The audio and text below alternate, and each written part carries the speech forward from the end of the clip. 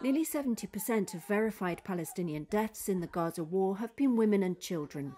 That's according to the UN Human Rights Office on Friday, which condemned what it called a systematic violation of the fundamental principles of international humanitarian law.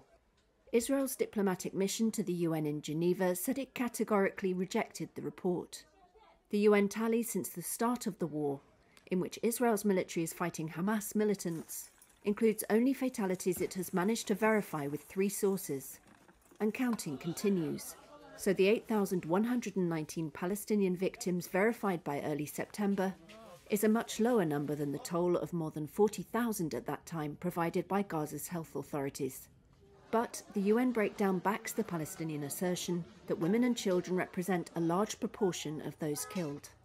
Jeremy Lawrence, spokesperson for the UN High Commissioner for Human Rights, said in many instances the killings of civilians could amount to war crimes. If committed as part of a widespread or systematic attack directed against a civilian population, further to a state or organisational policy, these violations may constitute crimes against humanity.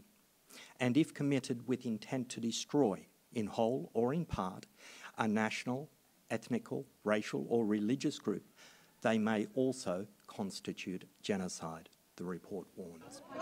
Israel's military says it takes care to avoid harming civilians in Gaza. It began its offensive in response to the October 7th attack, in which Hamas fighters killed about 1,200 people in southern Israel and seized more than 250 hostages, according to Israeli tallies. Friday's 32-page UN report found that in 88% of cases, 5 or more people were killed in the same attack, pointing to the Israeli military's use of weapons with an effect across a wide area, although it said some may have been killed by errant projectiles from Palestinian armed groups. The youngest victim, whose death was verified by UN monitors, was a 1-day-old boy, and the oldest was a 97-year-old woman, the report said.